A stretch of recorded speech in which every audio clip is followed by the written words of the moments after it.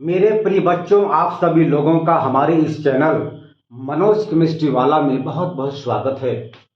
आज हम लोग यहाँ पर पढ़ेंगे कि हिमीकरण एवं हिमांक क्या होता है। हिमीकरण एवं हिमांक क्या होता है, इसको हम लोग अंग्रेजी में फ्रीजिंग एंड फ्रीजिंग पॉइंट कहते हैं।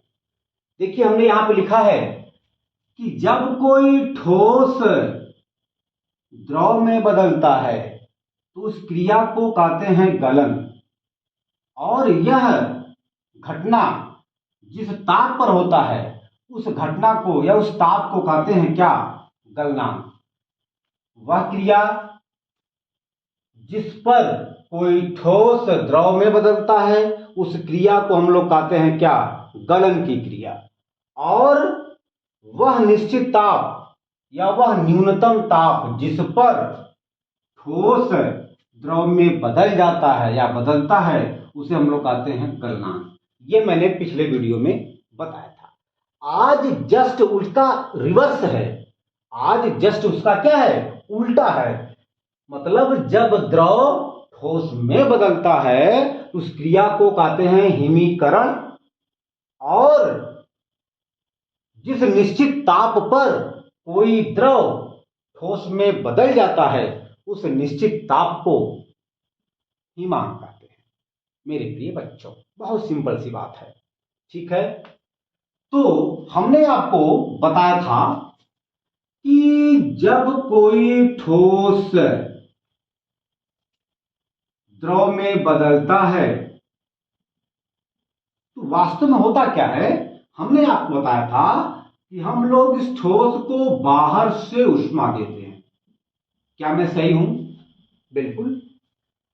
अगर किसी ठोस को द्रव में बदलना है मेरे बेटा जी, तो हमें उस ठोस को ऊष्मा देना ही पड़ेगा। ठीक है, बिना ऊष्मा दिए यह ठोस द्रव में नहीं बदल सकता मेरे बेटा जी। चलिए, यहां पर हमने देखा था कि जब हम किसी ठोस को ऊष्मा देते हैं तो ठोस में मुख्य रूप से दो बात घटित होने लगती है। क्या? कि ठोस के कणों की गतिज ऊर्जा बढ़ने लगती है। गतिज ऊर्जा बढ़ने लगती है। ठीक है, तथा साथ ही साथ ठोस के कणों के बीच लगने वाला आकर्षण बल कमजोर होता चला जाता है, कम होता चला जाता है। ठीक है, ये पहली पॉइंट है और ये दूसरी पॉइंट है।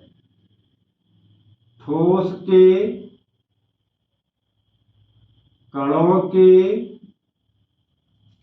बीच लगने वाला आकर्षण बल, कर लीजिए, आकर्षण बल कमजोर होता चला जाता है। कब? जब ठोस द्रव में बदलता है। जस्ट इसका उल्टा, जब द्रव मेरे बेटा जी ठोस में बदलता है तो यह जो प्रोसेस है यह उल्टा हो जाता है। जब हम ठोस को द्रव में बदलते हैं तो ठोस के कणों का गतिज ऊर्जा बढ़ने लगता है और ठोस के कणों के बीच लगने वाला आकर्षण बल घटने लगता है, कम होने लगता है। जब हम द्रव को ठोस में बदलते हैं तो इसका उल्टा नियम लागू होता है। क्या? जब द्रव ठोस में बदलता है तो द्रव के कणों की गतिज ऊर्जा घटने लगती है और द्रव के कणों के बीच लगने वाला आकर्षण बल बढ़ने लगता है। देखिए, हमने जितना ऊष्मा, हम मान लेते हैं कि हमने जो है 50 जूल ऊष्मा, ठीक है ना, हमने 50 जूल ऊष्मा ठोस को दिया। हमने पाया कि ठोस द्रव में बदल गया। यदि हमें उसी द्रव को ठोस में लाना है तो हम इतने उष्मा को यहां से कम करेंगे, अर्थात इस द्रव में से 50 जूल ऊर्जा को निकालेंगे। जब निकालेंगे तो यह द्रव का तापमान ठंडा हो जाएगा, और जब ठंडा हो जाएगा तो द्रव के कणों के बीच लगने वाला जो गतिज ऊर्जा द्रव के कणों का जो गतिज ऊर्जा होता है वह कम होने लगता है, और द्रव के कणों के बीच लगने वाला आकर्षण बल बढ़ने लगता है फिर से। ठीक है ना। तो जब द्रव ठोस में बदलता है तो वहां पर मुख्य रूप से दो घटना घटित होती है। क्या? द्रव के कणों की गतिज ऊर्जा घटने लगती है, घटने लगती है। दूसरी घटना क्या है? द्रव के कणों के बीच लगने वाला आंतरा आणविक बल या ससंजक बल या आकर्षण बल बढ़ने लगता है। द्रव के कणों के बीच लगने वाला आंतरा आणविक बल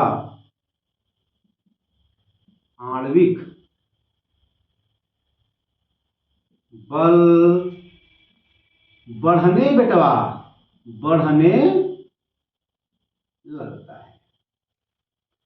जस्ट इसका उल्टा, जब हम ठोस को द्रव में बदलते हैं तो ठोस के कणों का गतिज ऊर्जा बढ़ने लगता है और ठोस के कणों के बीच लगने वाला आकर्षण बल या आंतरा आणविक बल, ठीक है, वह कम होने लगता है। जब हम उसका उल्टा, मतलब जब हम द्रव को ठोस में बदलते हैं तो इस घटना का यहां उल्टा घटना होने लगती है, यानी जो घटना यहां पे होती है जस्ट उसका उल्टा यहां पे होने लगता है। वहां पे क्या होता था? जब ठोस द्रव में बदलता है तो उस समय ठोस के कणों की गतिज ऊर्जा बढ़ने लगती है। यहां पे द्रव के कणों के गतिज ऊर्जा घटने लगती है। कब? जब द्रव, देखिए, जब द्रव ठोस में बदलता है। हाँ तो मेरे प्यारे बच्चों, लाइट मतलब चली गई थी, ठीक है ना। तो हम आपको बता रहे थे कि जब ठोस द्रव में बदलता है तो उस समय ठोस के कणों का गतिज ऊर्जा बढ़ने लगता है। यहां पर क्या होता है? जब द्रव ठोस में बदलता है तब द्रव के कणों की गतिज ऊर्जा घटने लगती है, जस्ट इसका उल्टा।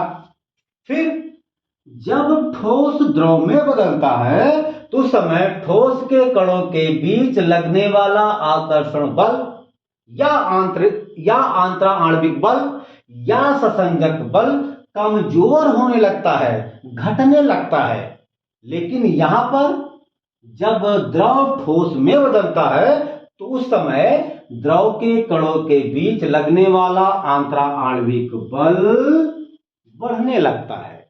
जैसे जैसे द्रव के कणों की गतिज ऊर्जा घटने लगती है और द्रव के कणों के बीच लगने वाला आंतरा आणविक बल बढ़ने लगता है, वैसे वैसे बेटा द्रव ठोस में बदलता जाता है और इसी घटना को कहा जाता है क्या? हिमीकरण। और जिस तापमान पर या जिस ताप पर द्रव ठोस में बदलता है उसी ताप को कहा जाता है क्या? हिमांक। क्या मेरी बात आई समझ में? बेटा यही कारण है, यही रीजन है किसका? हिमीकरण और हिमांक का। वह क्रिया जब द्रव ठोस में बदलता है उस क्रिया को या उस प्रोसेस को या उस घटना को कहा जाता है हिमीकरण। और जिस तापमान पर या जिस ताप पर कोई द्रव गैस में बदलता है उस तापमान को या उस ताप को कहा जाता है क्या? हिमांक। क्या मैं इस बात को लिख दूं? चलिए लिखेंगे बेटा। वह क्रिया लिखेंगे जब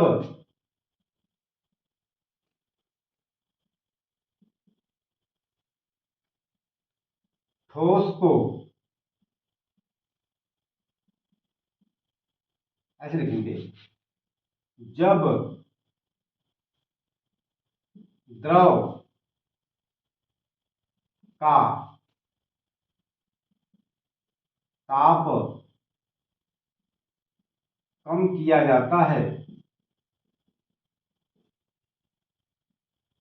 तो द्रव के कणों की गतिज ऊर्जा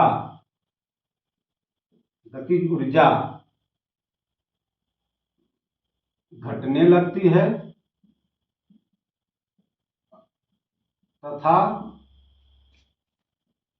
द्रव के कणों के बीच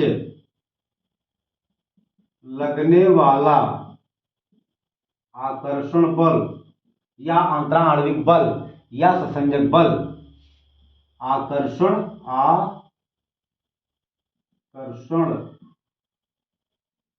बल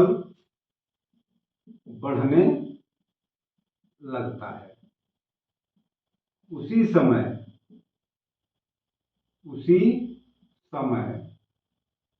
द्रव ठोस में बदलने लगता है बेटा। ठीक है, अब मेरे पास जगह तो है नहीं, अब हम इस बात को आगे लिखेंगे।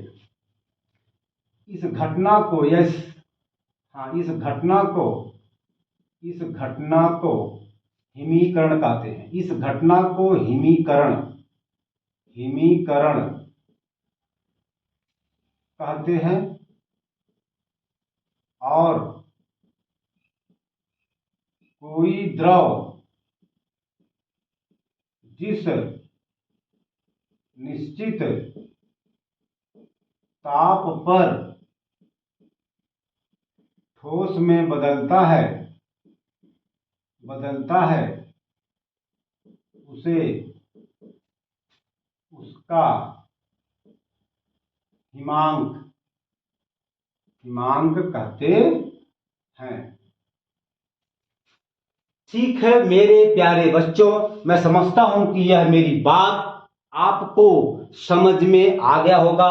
तो आज हम अपने वीडियो का यहीं पे अंत करते हैं। अब हम अगले वीडियो में जो भी टॉपिक होगा उसको हम लोग बहुत ध्यान से पढ़ेंगे। धन्यवाद।